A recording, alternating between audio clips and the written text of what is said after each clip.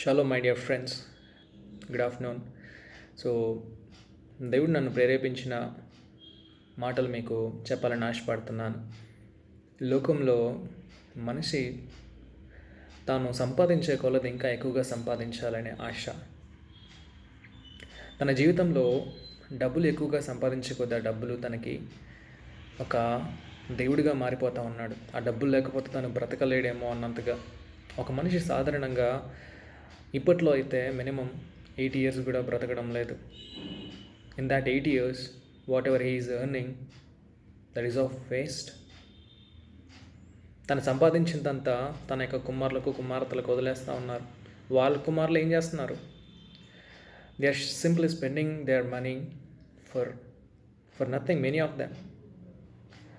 కొంతమంది మరి నాకు ఇటువంటి గొప్ప ఉద్యోగాన్ని ఇచ్చింది ఒక ఐడల్ అని చెప్పేసి ఐడల్కి వెళ్ళి మొక్కుతూ ఉన్నారు. ఒక విగ్రహాన్ని తయారు చేసుకొని ఆ విగ్రహానికి మొక్కుతూ ఉన్నారు. పంచభూతాలకు మొక్కుతూ ఉన్నారు.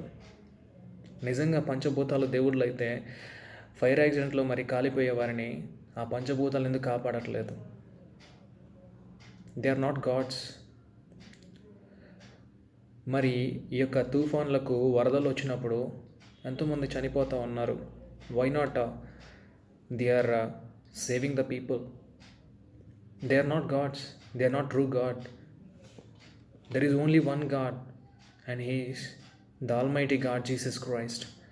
ఈ లోకానికి వచ్చి ఆయన మన కొరకు చనిపోయి మన పాపాలన్నిటిని క్షమించి ఆయన పరలోకానికి తిరిగి వెళ్ళిపోయారు. Still he is making us to recover from all our sins, to make us accept that whatever we are doing is sin. I don't know, many of us are still worshipping idols. What Bible says, therefore my dear friends, flee from idolatry. 1 Corinthians 10:14. దేవుడు ఏం చెప్తున్నాడో తెలుసా? Idols నుంచి, ఏవైతే విగ్రహాలు ఉన్నాయో వాటికి ఆరాధించడం నుంచి మీరు పారిపోండి అంటున్నాడు. అక్కడి నుంచి వెళ్ళిపోమని చెప్పట్లేదు, పారిపోమని చెప్తున్నాడు. God is telling only one thing, you should only worship me, not the idols.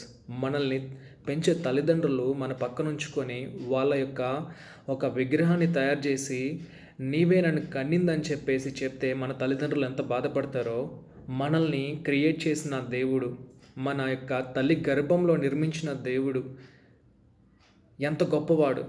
ఆయనను మనము విడిచిపెట్టేసి లోకంలో ఉన్న వాటిని మనము ఒక ఇమేజెస్గా చేసుకొని వాటికి మొక్కుతున్నామంటే నిజంగా మానవుడి యొక్క ఆలోచనలు ఎంతగా ఉన్నాయో ఒకసారి ఆలోచించుకోవాలి. దేవుడు మనిషికి ఎంతో గొప్ప జ్ఞానాన్ని ఇచ్చాడు, కానీ మనిషి దేవుణ్ణి గణపరచట్లేదు. దేవుడు మనకిచ్చిన జ్ఞానాన్ని దేవుని గణపరచడానికి మనము ఉపయోగించుకోవాలి, కానీ మనము చాలా వరకు దేవుణ్ణి తక్కువ చేస్తున్నాము, మనల్ని మనము ఎక్కువ చేసుకుంటూ ఉన్నాము. మనం ఈ రోజుల్లో ఎక్కువగా ఐడల్ వర్షిప్స్కి ఎక్కువగా చాలామంది ప్రిఫరెన్స్ చేస్తూ ఉన్నారు. నిజానికి దేవుడు ఒక విగ్రహాలలో ఉండేవాడు కాదండి, మనిషి యొక్క హృదయంలో ఉంటారు దేవుడు ఒక్కడే. He is only one. We should not worship multiple idols. దేవుడు ఒక్కడే. మన జీవితంలో ఎటువంటి ఐడల్స్ ఉన్నాయో ఒకసారి గ్రహించుకోండి. నా జీవితంలో కూడా నేను నా చిన్నప్పటి నుంచి ఎన్నో ఐడల్స్ నేను పూజించాను, కానీ వాటిలో నుంచి నాకు ఎప్పుడు ఆన్సర్ రాలేదండి. Just man made idols. ఒక మనిషి ఒక ఇమేజ్ని తయారు చేసిన తర్వాత దాన్ని ఐడల్ అంటున్నాడు. ఒక రాతి నుంచి ఒక మంచి చెక్కిన విగ్రహాన్ని చూపించేసి ఇది నా దేవుడు అని చెప్పేసి అనుకుంటే అది భ్రమ. నిజమైన దేవుడు ఒక రాయిలో ఉండడండి. దేవుడు ఒక్కరే ఉన్నారు. ఆయన ఎప్పుడు కనికరించే దేవుడు అయి ఉన్నాడు. మనల్ని ఇంకా ప్రేమిస్తున్నాడు కాబట్టి మనం ఇంకా బ్రతికి ఉన్నాము. దేవుడు ఇంకా ఈ యొక్క ఐడల్ వర్షిప్ గురించి ఏమని చెప్తున్నారు చూద్దామా?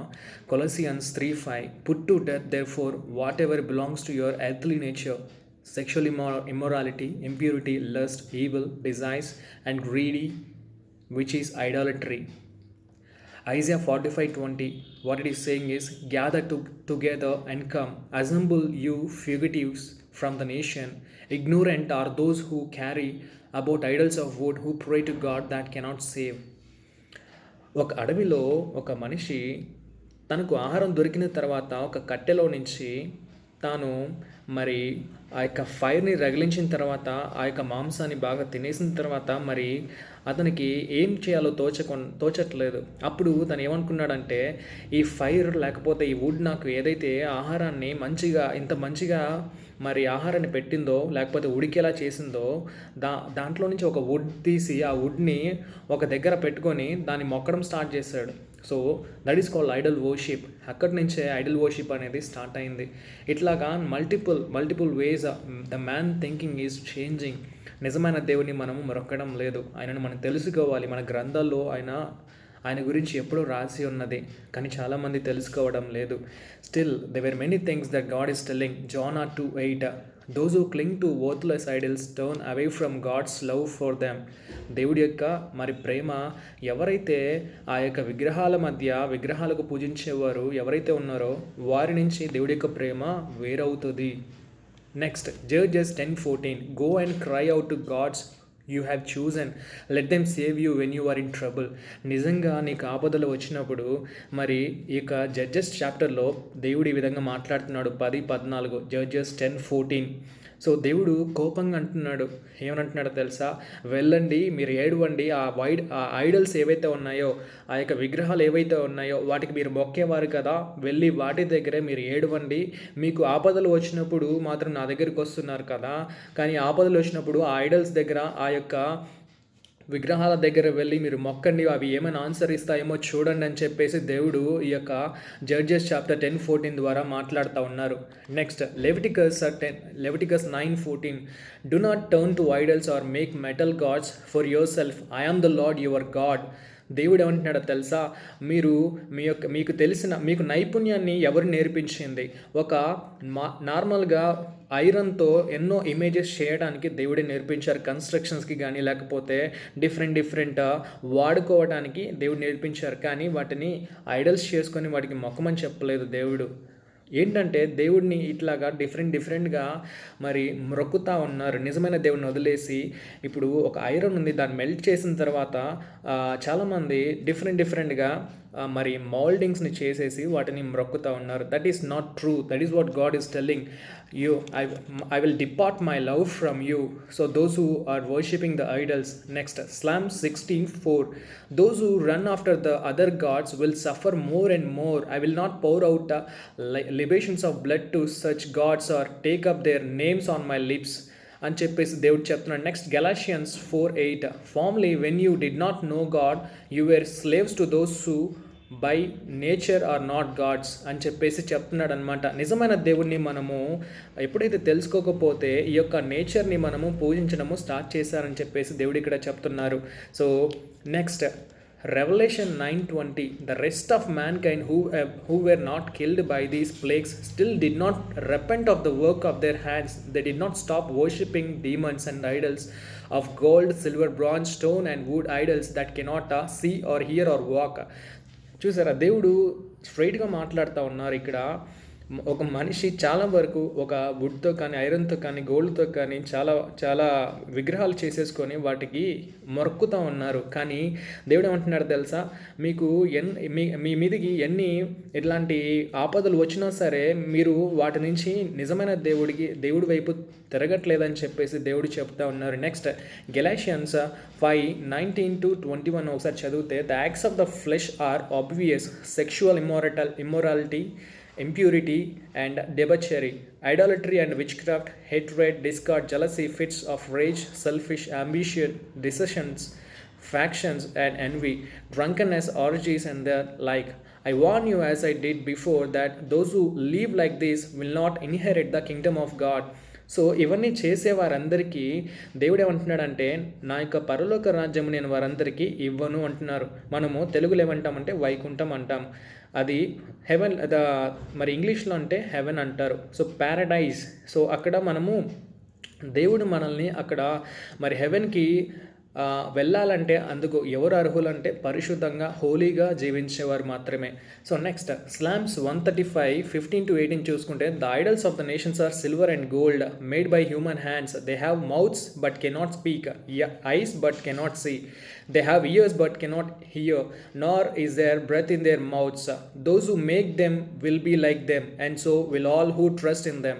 సో దేవుడు ఏమంటున్నాడంటే, సో ఈ యొక్క ఐడల్స్ ఏవైతే చేసుకుంటున్నారో అవి మాటలాడవు, వాటికి అవి వినవు, లేకపోతే అవి ఊపిరి కూడా తీసుకోలేవు, అవి మాటలాడవు, అవతల వారిని ఆపదలో ఉన్నప్పుడు కాపాడలేవు. సో ఎవరైతే వాటికి పూజిస్తున్నారో వాటికి లాగే ఉన్నారని చెప్పేసి దేవుడు ఇక్కడ చెప్పడం జరుగుతూ ఉన్నది. సో ఈ విధంగా మనము చూసుకుంటూ ఉంటే దేవుడు మనతో ఈ విధంగా చాలా వరకు బైబిల్లో ఈ యొక్క ఐడల్ వర్షిప్ గురించి దేవుడు అది ఒక సిన్గా దేవుడు చెప్తున్నారనమాట. అది నాకు అయిష్టకరమైనది, దానికి మీరు దూరంగా పారిపోండి అని చెప్పేసి చెప్తున్నారు. సో మన జీవితంలో కూడా మనము ఈ యొక్క ఐడల్ వర్షిప్స్ నుంచి మనము తప్పించుకోవాలి. సో అటువంటి వాటి నుంచి మనము ఈరోజు మనము ఇంకా సజీవులుగా ఉన్నామంటే దేవుడి యొక్క కృప కనికరం మాత్రమే. సో ఈ విధంగా మనము నిజమైన దేవుడిని, మన రక్షకుడిని, యేసు ప్రభువుని మనము ప్రార్థించాలి, ఆయనకు స్తోత్రం చెల్లించాలి, ఆయనకి కృతజ్ఞతలు చెల్లించాలి. ఆయన మాత్రమే దేవుడని మనం ఒప్పుకొని మన యొక్క పాపాలను ఆయన రక్తంలో కడుగుకుంటే నిజమైన దేవుడి ద్వారా మనకి రక్షణ అంటే విమోచన, మనం ఏవైతే పాపాలు చేసామో వాటి నుంచి మనకు రక్షణ కలుగుతుంది, విమోచన కలుగుతుంది. So once we are cleansed by the blood of Jesus Christ, then you are not the past person, you are the new person, you are the newborn. So అక్కడి నుంచి నువ్వు జాగ్రత్తగా పరిశుద్ధతను కాపాడుకోవాలి. సో నీ తుది శ్వాస వరకు, మన తుది శ్వాస వరకు మనము కాపాడుకోవాలి. అప్పుడే మనము దేవుడి యొక్క సన్నిధికి మనము చేరుకోగలము, పరలోక రాజ్యము మనము చేరుకోగలము. దేవుడికి అయిష్టకరమైనవి మనము ఏవీ చేయకూడదు. సో ఈరోజు మనం చెప్పుకున్నది ఏంటంటే one of the commandments that God has given. So దయచేసి మనము ఏ ఒక్క ఐడల్ వర్షిప్స్కి మనము ఏమాత్రమును ప్రిఫరెన్స్ ఇవ్వకూడదు. నిజమైన దేవుడు మనకి వాక్యానుసారంగా మనతో మాట్లాడే దేవుడై ఉన్నాడు. సో నిజమైన దేవుని మనం ప్రార్థించాలి. కానీ చాలామంది ఈ యొక్క యేసు ప్రభు యొక్క విగ్రహాలను చేసుకుంటూ ఉంటారు, మేరీమాత విగ్రహాలను చేసుకుంటూ ఉంటారు ఇట్లాగా. సో దోస్ ఆర్ ఆల్ నిజంగా అవి నిజంగా మనతో మాట్లాడవు. సో నిజమైన దేవుడు ఎట్లా మాట్లాడతారంటే బైబిల్ ద్వారా మాట్లాడతారు, దేవుడి యొక్క సేవకుల ద్వారా మాట్లాడతారు, మన యొక్క మనసుతో దేవుడు మాట్లాడతారు, దేవుడి యొక్క హోలీ స్పిరిట్ ద్వారా మాట్లాడతాడు.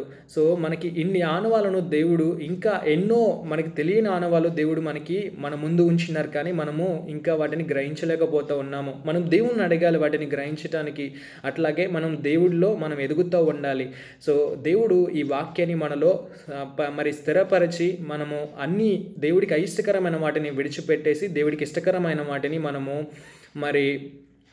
వాటిని అనుసరించి నడుచుకుంటూ ముందుకు సాగి వెళ్ళాలని యేసుక్రీస్తు నామంలో అడుగుచున్నాను తండ్రి, ఆమెన్.